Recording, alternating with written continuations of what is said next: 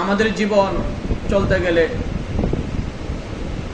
আমরা দুনিয়াতে বেঁচে থাকতে হলে আমাদের নানান কাজের প্রয়োজন, নানান আমলের প্রয়োজন। সর্বোপরি দুনিয়ার জিন্দেগি যাতে আমরা আল্লাহ রাব্বুল আলামিনের সর্বক্ষেত্রে সন্তুষ্টি অর্জন করতে পারি, সব ক্ষেত্রে যাতে আল্লাহর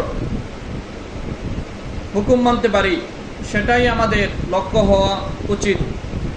এবং সেজন্যই আল্লাহ রাব্বুল আলামিন আমাদের জীবনকে সুন্দরভাবে পরিচালনা করার জন্য, যেমন আল্লাহ রাব্বুল আলামিনের প্রতি ঈমান আনার হুকুম দিচ্ছেন, আল্লাহর বিধিবিধান মানার প্রতি অনুরূপ আল্লাহ রাব্বুল আলামিন আমাদেরকে হুকুম দিচ্ছেন। দুনিয়াতে আমরা যতদিন হায়াত পাবো, ততদিন বেঁচে থাকবো। ততদিন বেঁচে থাকতে হইলে আমাদের খাওয়ার প্রয়োজন, থাকার প্রয়োজন, বাসস্থানের প্রয়োজন, চিকিৎসার প্রয়োজন, নানা কিছুর প্রয়োজন। এই প্রয়োজনগুলো আল্লাহ রাব্বুল আলামিন আমাদেরকে আকাশ থেকে পুরা করে দিবেন না। আল্লাহ রাব্বুল আলামিন দুনিয়াতে এগুলো নাজিল করে দিচ্ছেন, এগুলোকে আমরা অর্জন করে নিতে হবে। সেটাও আল্লাহরই কি মেহেরবানি, সেটাও আল্লাহরই দান, অস্বীকার করার কোনো উপায় নাই। কিন্তু এগুলোকে উপার্জন করার দায়িত্ব আল্লাহ রাব্বুল আলামিন একান্তই আমাদের কাঁধের উপর দিয়ে দিচ্ছেন। সেজন্য আমরা দুনিয়ার জিন্দগিতে থাকার জন্য, খাওয়ার জন্য পরিশ্রম করাটা এটা অত্যাবশ্যকীয়।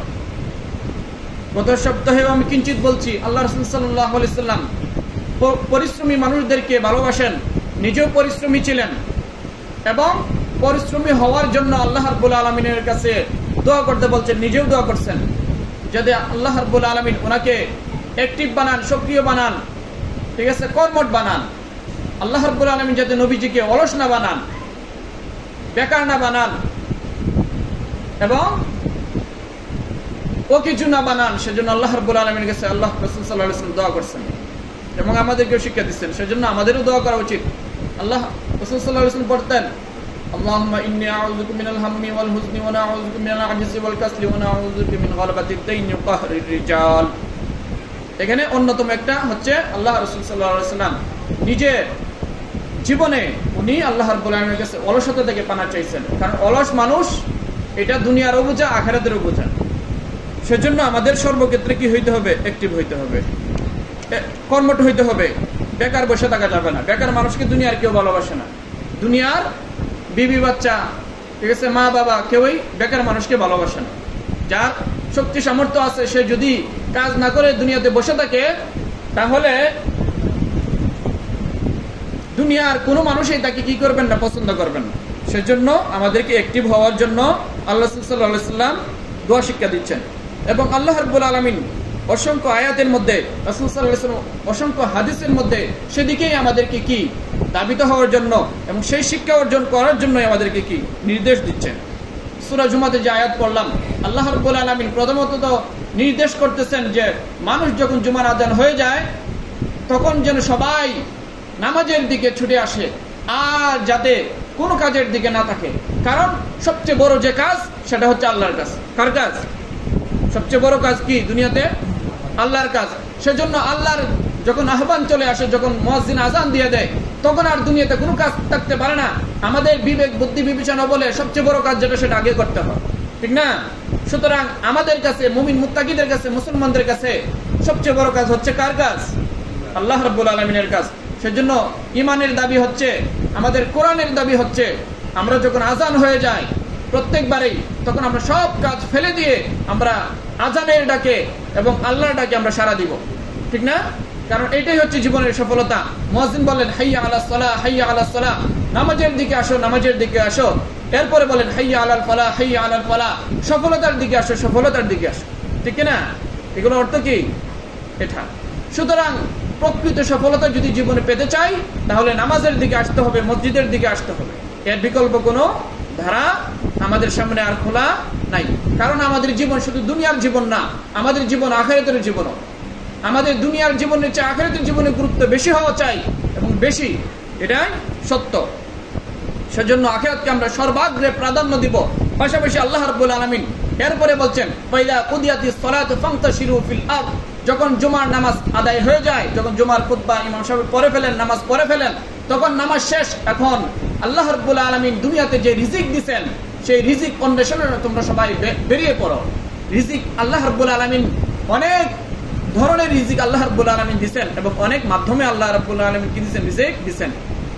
আমরা রিজিক আহরণ করি ক্ষেত থেকে, ঠিক না? রিজিক কামাই করি কোথা থেকে? ক্ষেত থেকে। আমরা রিজিক কামাই করি ব্যবসা থেকে, আমরা রিজিক কামাই করি কি চাকরি থেকে, আমরা রিজিক কামাই করি পশুপালন করা থেকে।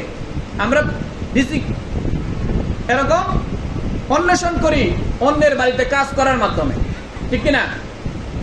আর এগুলো আল্লাহ রাব্বুল আলামিনের নির্দেশ। কাজ করাটা কার নির্দেশ? আল্লাহ রাব্বুল আলামিনের নির্দেশ। দুনিয়াতে শুধু বসে থাকার জন্য আল্লাহ রাব্বুল আলামিন পাঠান নাই, দুনিয়ার কাজ করতে নির্দেশ দিচ্ছেন। এই আয়াত থেকে এটাই প্রমাণিত হয়। এবং রাসূল সাল্লাল্লাহু আলাইহি সাল্লামকে সাহাবায়ে কিরাম জিজ্ঞেস করেন, কিলা ইয়া রাসূলুল্লাহ আইয়ুল কাসবি আতয়াবু? قال النبي صلى الله عليه وسلم عمل الرجل بيده। যে হে রাসূল সাল্লাল্লাহু আলাইহি সাল্লাম, আল্লাহ রাব্বুল আলামিনের কাছে কোন কামাই, কোন উপার্জনটা সবচেয়ে বেশি পবিত্র, বেশি আল্লাহ রাব্বুল আলামিন কোন উপার্জনে বেশি খুশি হন? আল্লাহ রাসূল সাল্লাল্লাহু আলাইহি ওয়াসাল্লাম বলেন, আমলুর রাজুল বিয়াদি। মানুষ যা তার হাতে উপার্জন করে, সেটাই সেই কামাইয়ের মাধ্যমে, সেই কামাই যদি সে ভক্ষণ করে, সে যদি খায়, ফ্যামিলিকে খাওয়ায়, তাহলে সেটা আল্লাহ রাব্বুল আলামিনের কাছে সবচেয়ে বেশি পছন্দনীয়। এটা আমাদের জন্য অনেক কি খুশির কথা যে আমরা দুনিয়াতে সারা জীবন কাজ করি, কাজ করে যদি এটার কোনো বেনিফিট আমরা না পাই তাহলে কি হবে? আর তাছাড়া দুনিয়াতে কাজ করতে হবে, এটা আমাদের দায়িত্ব। কেন দায়িত্ব?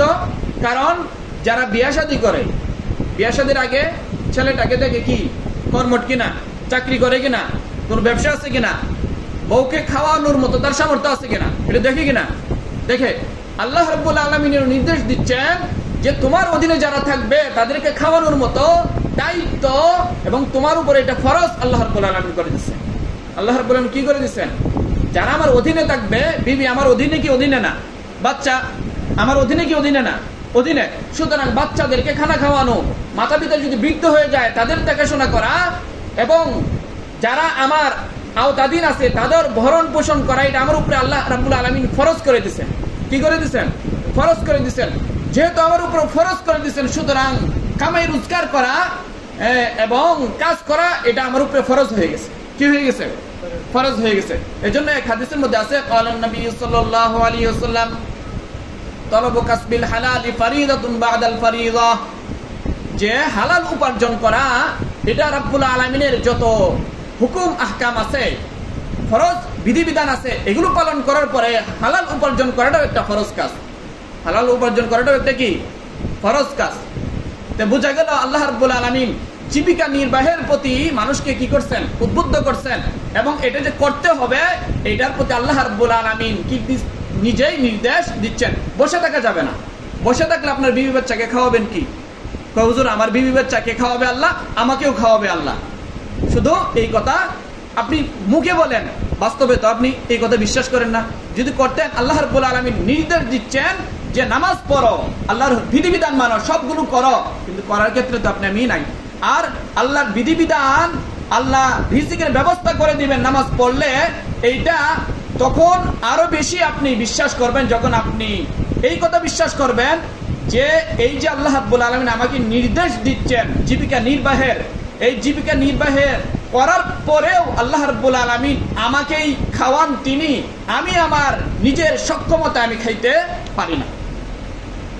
কারো কাছে টাকা আছে, টাকা সত্যি যদি আল্লাহর উপর ভরসা করে, তাহলে তার ভরসাটা বেশি আল্লাহ তাআলা আলামিনের কাছে বেশি গ্রান্টেড হবে না যার কাছে টাকাই নাই, সে ভরসা করে, তার ভরসাটা আল্লাহ তাআলার প্রতি বেশি গ্রান্টেড।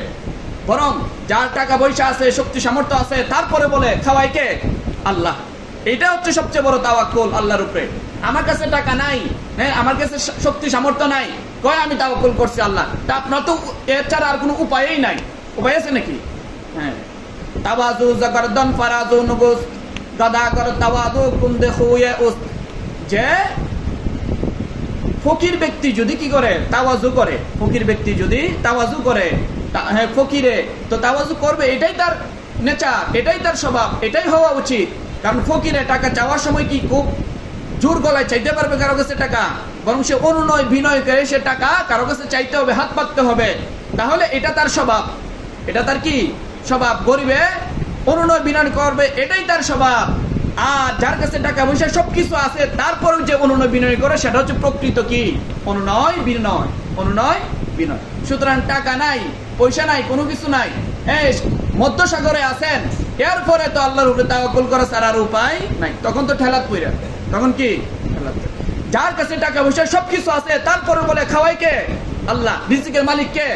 সে প্রকৃত তাওয়াক্কুলকারী। বুঝতে পারছেন? সেজন্য আমাদের এই ভুল মেসেজ নিলে হবে না যে খাওয়াবে আল্লাহ, খাওয়াবে আল্লাহ। কথার অর্থ এটা না যে আপনি হাত পা বেঁধে সবগুলা ঘরে বসে থাকবেন, আল্লাহ আপনার মুখে তুলে দিবে। হ্যাঁ, আল্লাহ মুখে তুলে দিতে পারেন, এটা আল্লাহর সক্ষমতা আছে। কিন্তু আল্লাহ নির্দেশ দিচ্ছেন যে তুমি দুনিয়াতে কি করো? আমার হুকুম মানো, এবং পাশাপাশি তোমাকে যে হাত দিছি সুস্থ, এটাও তো একটা রিজিক, এটাও একটা কি রিজিক। কামাই করার মতো সামর্থ্য দিচ্ছে, এটা একটা রিজিক না?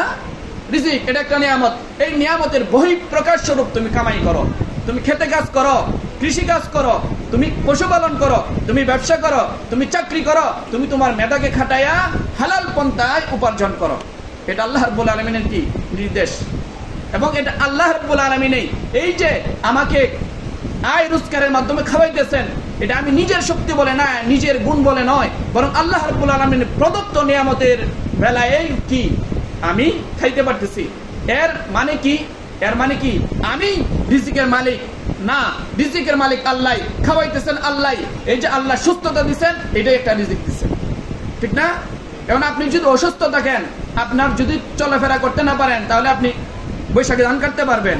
হ্যাঁ, মেশিনে যাইতে পারবেন, ব্যবসা করতে পারবেন, নৌকা চালাইতে পারবেন, গাড়ি চালাইতে পারবেন, যে আপনি তো তাওয়াক্কুল করবেন। ওই যে ব্যক্তি গাড়ি চালাইতে পারে, হ্যাঁ, এরপরে কি ব্যবসা করতে পারে, রিজিক তালাশ করতে পারে, এইগুলা করার পরেও বলে কে খাওয়াই? কে? আল্লাহ। রিজিকের মালিক কে? আল্লাহ। সেই ব্যক্তি হচ্ছে প্রকৃত তাওয়াক্কুলকারী।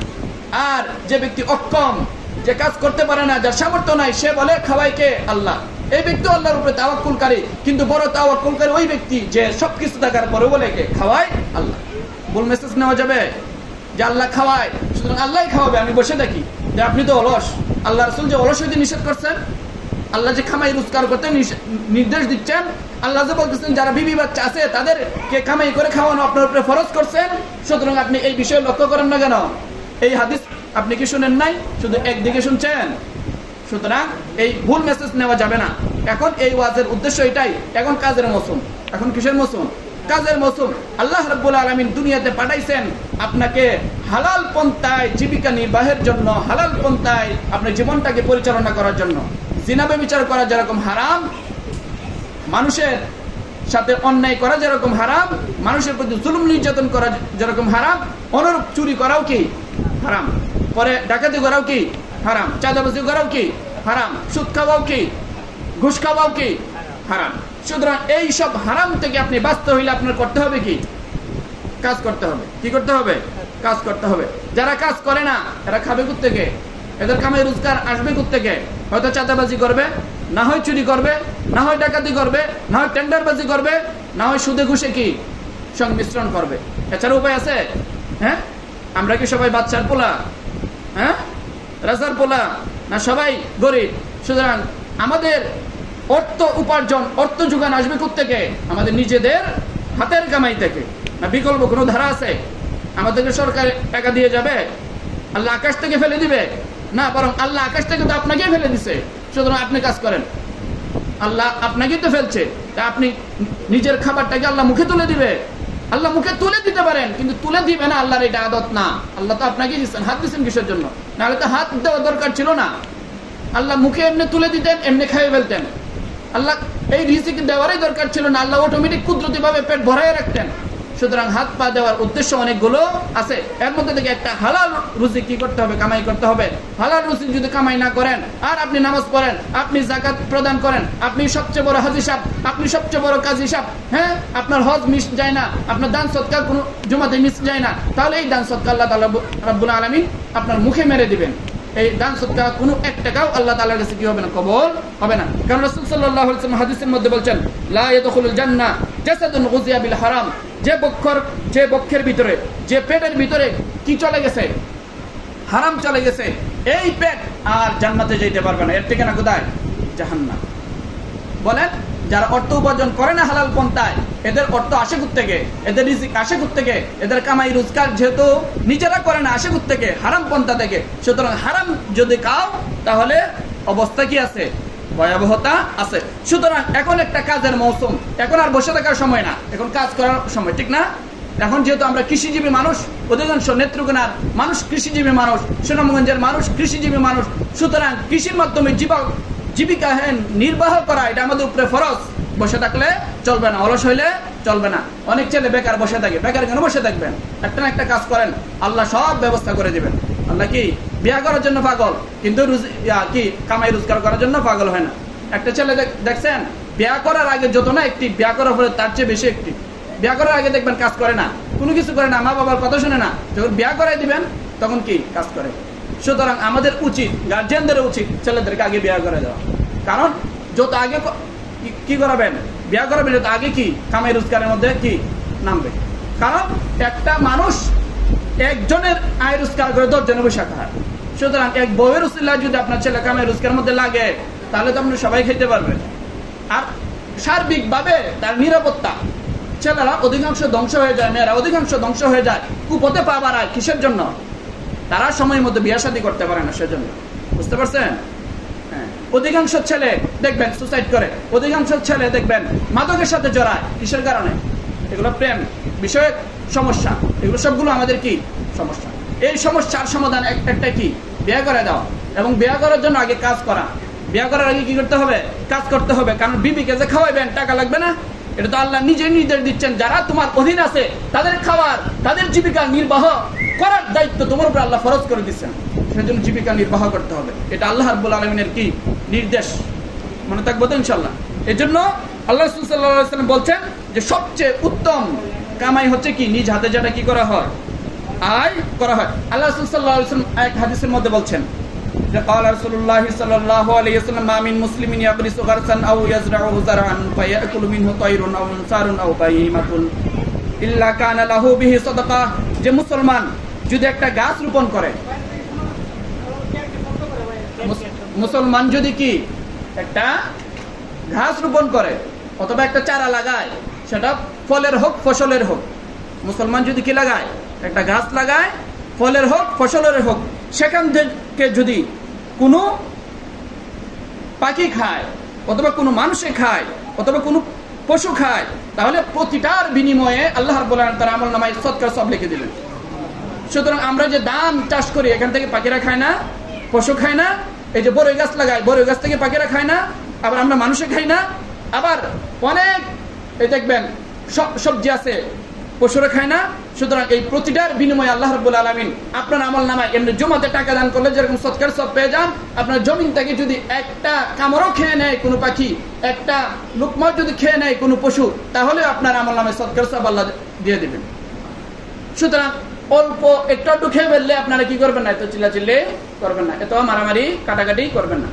কারণ আপনি ওদিকে 50 টাকা দান করবেন, সদকার সব পাবেন। গরু তো না বুঝে খেয়ে ফেলছে, ছাগলে না বুঝে খেয়ে ফেলছে, তাহলে কি একটু সবর করবেন, সব দিবেন কে? আল্লাহ।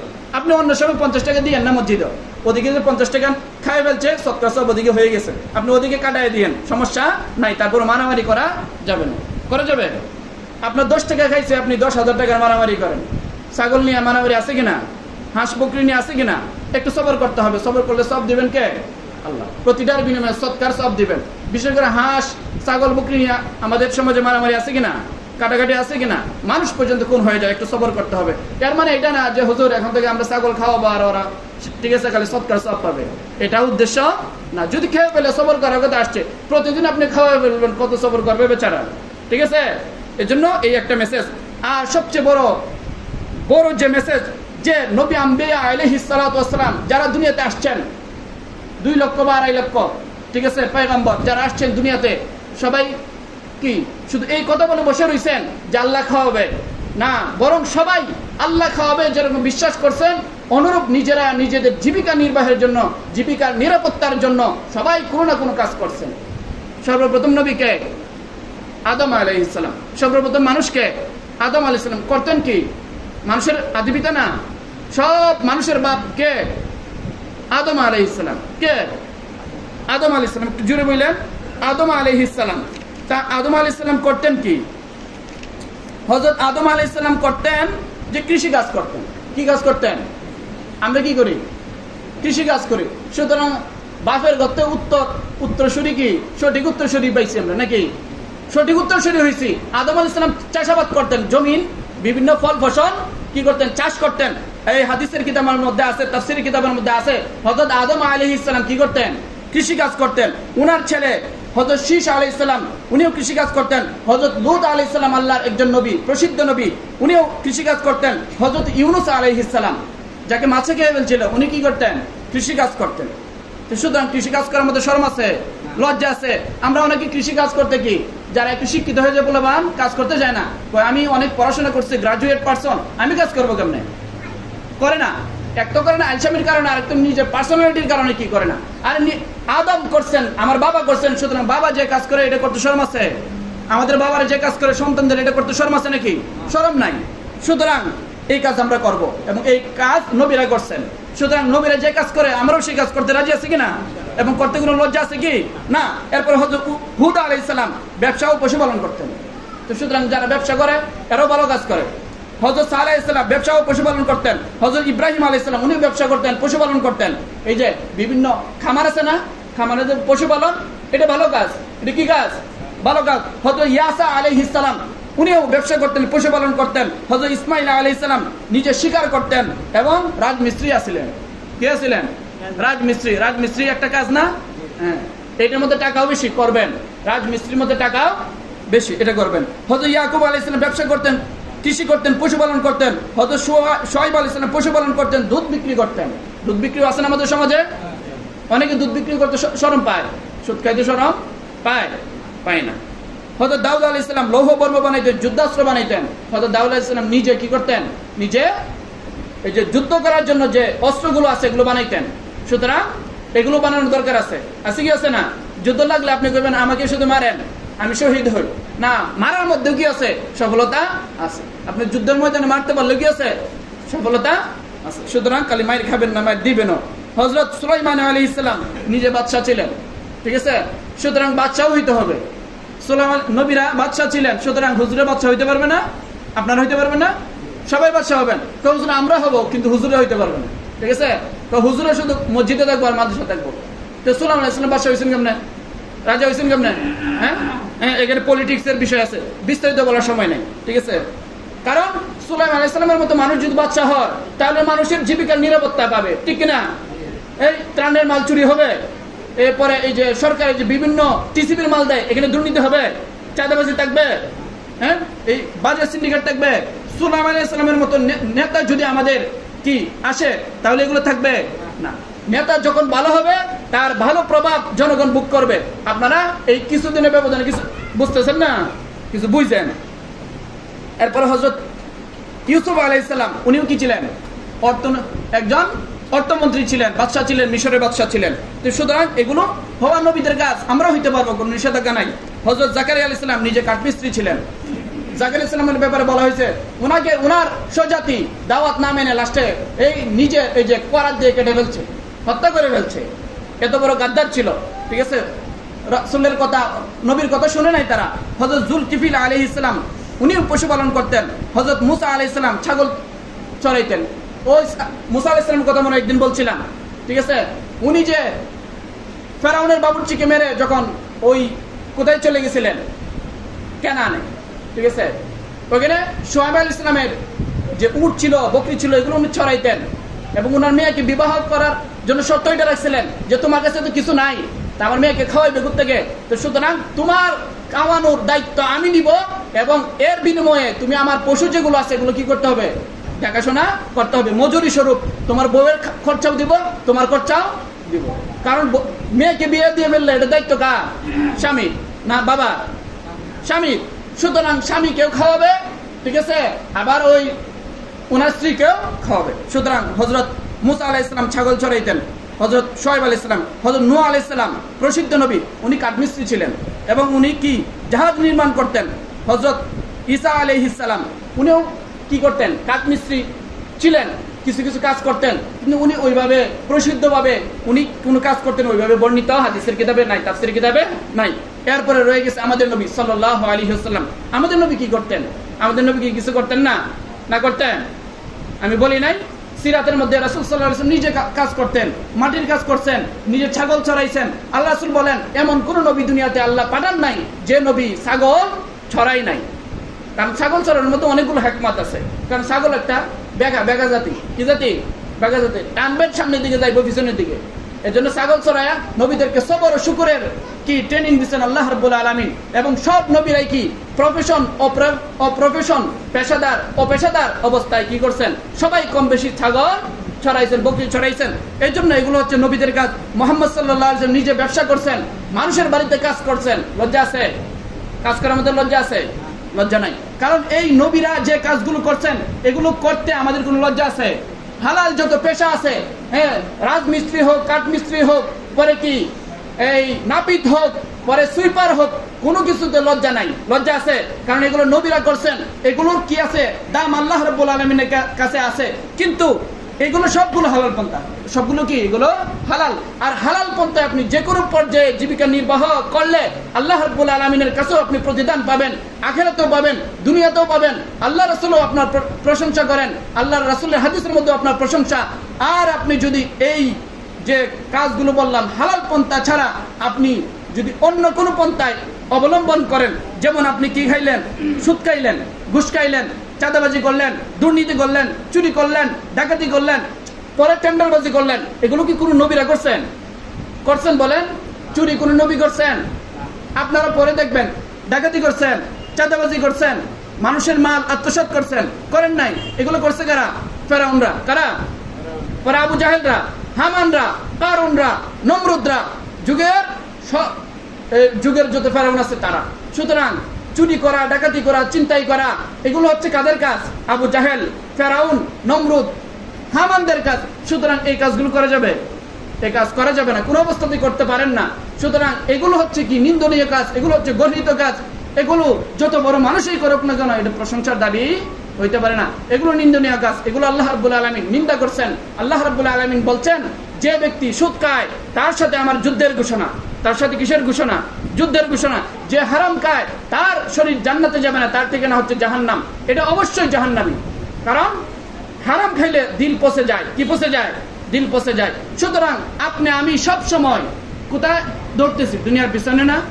24 ঘন্টার মধ্যে আপনি আমি 5 ওয়াক্ত নামাজই পড়ি না। কিসের কারণে? দুনিয়ার জন্য না। দুনিয়ার জন্য কেউ ট্রাক চালায়, কেউ বাস চালায়, কেউ বালুর ব্যবসা করি, কেউ খেতে কাজ করি, কেউ ব্যবসা করি, কেউ চাকরি করি, কিন্তু নামাজ কেউই পড়ি না। নামাজ কি? জুমাবারে একদিন, জুমাবারে কয়দিন? একদিন। কিন্তু করি না কেন? হুজুর এখন তো কাজের চাপ। এখন কিসের চাপ? কাজের চাপ, ব্যবসার চাপ। রমজান আসলে ব্যবসার চাপ থাকে, মানে যার যেটা আছে চাপ থাকে, সেজন্য সে কি করে না? নামাজ পড়ে না। এর কেন? দুনিয়া কামাই করার জন্য। দুনিয়া এত কিছু, এত সময় দেন দুনিয়ার পিছনে, 24 ঘন্টায় দেন, ফুল টাইম দেন। তারপরে যদি আপনি হালাল না খাইতে পারেন, তারপরে যদি আপনি হালাল পন্থায় না চলতে পারেন, তাহলে আর আপনি দুনিয়া অর্জন করে লাভটা কি বলেন? 24 ঘন্টা কোথায় দেন? দুনিয়ার পিছনে দেন। তারপরেও আপনি হালাল খাইতে পারতেছেন না, তা আপনার চেয়ে কপাল পোড়া, আপনার চেয়ে দুর্ভাগা, আপনার চেয়ে কমিন, আপনার চেয়ে খারাপ আল্লাহর দুনিয়ার জমিনে আর কেউ হইতে পারে? আপনার চেয়ে বড় সন্ত্রাসী, আপনার চেয়ে বড় চোর, আপনার চেয়ে বড় চাঁদাবাজ, আপনার চেয়ে ঘৃণিত মানুষ আল্লাহর জমিনে আর কেউ হইতে পারে না। সুতরাং এই দুনিয়ার পিছনে এত সময় দিয়া যদি আপনি হালাল জীবিকা নিশ্চিত না করতে পারেন, তাহলে দুনিয়ার পিছনে সময় দেওয়ার কোনো অর্থ নাই। এজন্য সবাই মেসেজ নিছেন এখান থেকে বোঝার, উপলব্ধি করা যে আল্লাহ রাব্বুল আলামিন হারামকে নিষেধ করছেন। হারাম থেকে বাঁচার জন্য, হালাল পন্থায় চলার জন্য জীবিকার কি করতে হবে? নিশ্চিত জীবিকা নির্বাহ নিশ্চিত করতে হবে। এর জন্য কামাই রোজগার করতে হবে, বসে থাকা যাবে না। এবং দুনিয়ার পাশাপাশি আল্লাহ রাব্বুল আলামিনের নির্দেশ, সেটা হচ্ছে সর্ববড় নির্দেশ, সবচেয়ে বড় নির্দেশ, বড় হুকুম, সেটার প্রতি গুরুত্ব সবার থাকতে হবে। সেই জন্য দুইটা মেসেজ, একটা হচ্ছে আল্লাহর হুকুম ছাড়া যাবে না, এবং অবৈধ পন্থায় আয় রোজগার করা যাবে না। কারণ আল্লাহ আপনাকে হাত দিছে, এটা একটা আপনার কামাই, ঠিক আছে? এটা আপনার একটা রিজিক, আপনার সুস্থ রাখছেন, পা দিচ্ছেন, সবকিছু দিচ্ছেন, মেধা বুদ্ধি সবকিছু আছে, তারপরে যদি আপনি হারাম ভক্ষণ করেন তাহলে তো আপনার চেয়ে ওই ব্যক্তি ভালো যে কি কোনো কিছুই নাই, তার কি নাই, হাত নাই, পা নাই, সে ও কিছু মানুষের কাছে চায়া খায়, ভিক্ষা করে খায়, ওই ব্যক্তি ভালো আপনার চেয়ে, ভালো কিনা? কারণ ওই ব্যক্তি ভিক্ষা করে খায়, এটা তার জন্য জায়েজ আছে, কারণ সে অক্ষম। আর আপনাকে সব সক্ষমতা দেওয়ার পরেও আপনি যদি হারাম খান, আপনি যদি হারামের মধ্যে মুক্তালা থাকেন, তাহলে আপনার চেয়ে নিমক হারাম, আপনার চেয়ে বজ্জাত, আপনার চেয়ে কমজাত দুনিয়ার জমিনে আর কেউ হইতে পারে না। সেজন্য মুসলমানের কাছে উদারত আহ্বান থাকবে, সবাই অ্যাক্টিভ হন, সবাই সক্রিয় হন, সবাই যদি হালাল পন্থায় উপার্জন করেন, দেখবেন ইনশাল্লাহ আপনার আমার দুনিয়ার জিন্দেগিতেও সফলতা আসবে, আখিরাতেও সফলতা আসবে। কারণ দুনিয়াতে ভালো হালাল খাইলেই আপনার আখিরাত করতে ভালো লাগবে, নাইলে ভালো লাগবে না। এইটা মুসলমানরা বুঝে না। মুসলমানরা কয় এক ভাই খাইতে পারলেই হয়েছে, ঠিক আছে? আপনি এক ডেকসি দুধের সাথে এক ফুটা কি মদ মিশ্রণ করে আপনার এই পবিত্র জিনিসকে অপবিত্র করবেন না। যারা সুদ খায় কয় টাকা পায়? হাজারে, 5 টাকা 10 টাকা পায়। কিন্তু আপনি যদি কাজ করতেন, আপনি তো কত হাজার টাকা কামাই করে ফেলতে পারতেন। আপনার জিহ্বাকে, আপনার দিলকে, লালচকে, হিটসকে, লোভকে একটু কন্ট্রোল করেন, ঠিক না? কারণ হাদিসের মধ্যে আছে বনি আদমের যদি 2টা পাহাড় তাকে স্বর্ণের, তারপর সে চাইবে আরেকটা কামাই করতে, তার ইচ্ছা কোনোদিন কি হবে না, পূর্ণ হবে না, তার মনোবাসনা কোনোদিন শেষ হবে না, একমাত্র তার মুখের যতদিন পর্যন্ত না মাটি দেওয়া হবে। এটা প্রতিটা মানুষের রূপ। সুতরাং আপনার লোভকে কি করতে হবে? কন্ট্রোল করতে হবে। দুনিয়ার জিন্দেগিতে আপনার পেট কেউ ভরতে পারবে না একমাত্র আজরাইল ছাড়া। আজরাইল যখন আসবে তখন আপনার মৃত্যু কি দুনিয়ার যত চাহত আছে সবগুলো কি হয়ে যাবে? পুরা হয়ে যাবে। সেজন্য আপনার জিহ্বাকে একটু কন্ট্রোল করেন ইনশাল্লাহ। আর হালাল পন্থায় যত পারেন অর্জন করেন। এটা কি আল্লাহ নিষেধাজ্ঞা নাই। আল্লাহ তো এর জন্যই, আল্লাহ কি কোথাও বলছে যে তোমরা গরিব হয়ে যাও? কোন আয়াতে আছে? কোন হুজুরে বলছে? হ্যাঁ, কয় হুজুর ধনী হওয়ার কথা তো বলছে না, গরিব হওয়ার কথা তো বলছে না, দুটোই তো বলে নাই। কিন্তু আল্লাহ একটা কথা বলে দিছে যে যারা রিজিক অর্জন করো সেখান থেকে যাকাত দাও। এখান থেকে বোঝা যায় যে ইনডাইরেক্টলি আল্লাহ বলছে তুমি যাকাত দিবে তো তখনই যখন তুমি ধনী হবে। বোঝা গেল? তুমি হালাল পন্থা। আর যাকাত দিতে হয় কোন মাল থেকে? হালাল মাল থেকে, সৎ উপায়ে উপার্জিত মাল থেকে। এই যে আপনি জমিনের ফসল ফলাইছেন, সেখান থেকে মাদ্রাসা দিবেন, সেখান থেকে মসজিদে দিবেন, সেখান থেকে গরিব মিসকিনকে দিবেন। এটা গরিব মিসকিনের একটা কি আছে? হক আছে। সুতরাং একলা একলা ভোগ করবেন না। এখান থেকে যদি দেন আল্লাহ আরেকবার কি করবেন? আরো বরকত দিবেন। এই মানসিকতা রাখতে হবে কিনা? না শুধু কয় হুজুর আমি একলা সব কষ্ট করছি, গরিবকে কেন দিব, মসজিদও কেন দিব, মাদ্রাসায় কেন দিব, কিন্তু আল্লাহ আরেকবার এমন ধরবেন কিচ্ছুই গড়ে তুলতে পারবেন না। এই জন্য আল্লাহর সাথে কি করবেন না? 2 নাম্বারই করবেন না। এই একটা বাগানওয়ালার কাহিনী আছে, ঠিক আছে? এক লোক ছিল, এটা কোরআনের মধ্যে আসছে ঘটনাটা, ঠিক আছে? ওই বৃদ্ধ লোক কি করতো? বাগান থেকে ফল ফসল পাওয়ার সময় সব এলাকার মানুষকে ডাকতো যারা ফল নাই ফসল নাই, এবং তাদেরকে এখান থেকে 3 ভাগ করে 1 ভাগ দিয়ে দিত। কিন্তু সন্তানরা যখন বড় হয়েছে দেখে বাবা কি করে যে 1 ভাগ দিয়ে দেয়, এটা তাদের সহ্য হয় না। সবগুলো যদি থাকতো, সবগুলো বাজার বিক্রি করলে আমাদের বেশি লাভ হইতো। বাবাকে অনেক বুঝাইছে কিন্তু বাবা বুঝে না, কয় কোরআনে নিষেধ, হাদিসে নিষেধ, এগুলো করা যাবে না। বাবা মারা যাওয়ার পরে দীর্ঘদিন পরে তারা এখন বলে বাবা তো নাই, আর আমাদেরকে ফিরাই গে টেকাই গে, সুতরাং আমরা আর এতদিন যাবত একটা রসম প্রথা শুরু হয়ে গেছে যে বাবা দিয়ে আসছে, এখন যদি আমরা না দেই ওরা কি করবে? মনে কষ্ট পাবে এবং ওরা আমাদের কাছে চাইবে, আমাদের লজ্জা লাগবে। সুতরাং রাত্র পোহানোর আগেই একবারে খুব শেষ রাত্রে আমরা গিয়ে ফসল যতগুলো আছে, ফল যতগুলো আছে পেরে নিয়ে আসবো। আর কি কোন গরিব ঠের পাবে না, আমরা বলবো এগুলো চুরে নিয়ে গেছে। তারাই ফন্দি করছে। ফন্দি করে তারা ফসল কাটার সময় যখন আসছে বা ফল পাড়ার সময় যখন আসছে, তখন তারা গেছে ফসল আনার জন্য, ফল আনার জন্য। গিয়া দেখে যে যেখানে গেছে গিয়া তারা আলোচনা করতে শুরু করলো, আমরা কি ঠিক জায়গাতে আসছি? রাত্রবেলা যে আসছি তখন তো লাইট ছিল না, ইলেকট্রিসিটি ছিল না, আমরা কি আমাদের ঠিক জায়গাতে আসছি? আমরা কি আমাদের বাগানে আসছি না অন্য কোথাও চলে আসছি? এখানে তো সব মরা গাছ, এখানে তো কোনো ফল নাই, এখানে তো সব দেখি কি একদম শ্মশান ভূমি। সুতরাং ওরা বলতেছে, কেউ কেউ বলতেছে আমরা ভুল জায়গাতে আসছি, কেউ বলছে না আমরা ঠিক জায়গাতে আসছি। কিন্তু আমাদের মনো বাঞ্ছনার কারণে, আমাদের মনের বৈপরীত্যের কারণে, আমাদের মনে লোভ থাকার কারণে, মানুষকে ঠকানোর চিন্তা থাকার কারণে আল্লাহ আমাদেরকে কি করে দিচ্ছেন? শাস্তি দিয়ে দিচ্ছেন। এরপরে তারা তওবা করছে। সুতরাং এই চিন্তা করবেন না যে আমি তো সবগুলো কি করতেছি, কষ্ট করে আয় রোজগার করতেছি, মসজিদে কেন দিব, মানুষের সাথে কেন দিব, গরিবকে কেন দিব, এগুলো বলবেন না। আর একজন মানুষ তো এতগুলো পায় নাই, ঠিক আছে? আপনাকে তো মুখাপেক্ষি করতে পারতো, আপনাকে মুখাপেক্ষি করে নাই, আপনাকে দাতা বানাইছে। দাতার হাতটা উত্তম না? যে দেয় সে উত্তম না, যে নেয় সে উত্তম, যে দেয় সে উত্তম। সুতরাং আপনাকে নিচের হাত বানাই নাই, উপরে হাত বানাইছে, সেজন্য আল্লাহ শুকরিয়া করেন। আল্লাহ তো আপনাকেও ওই হাত বানাইতে পারতেন কিন্তু বানান নাই। সেজন্য আপনি আল্লাহ তাআলার সর্ব অবস্থায় কি করবেন? শুকরিয়া আদায় করবেন। আল্লাহ রাব্বুল আলামিন আমাদের সবাইকে সুন্দরভাবে হালাল পন্থায় যে পেশা করি হালাল পেশা নিয়োজিত দেখে হালাল রোজগার কামাই করে বিবি বাচ্চাদেরকে খাওয়ানোর, নিজে খাওয়া, আল্লাহ রাব্বুল আলামিন সবাইকে তৌফিক দান করুন। ওয়া আখির দাওয়ানা আনিল হামদুলিল্লাহ।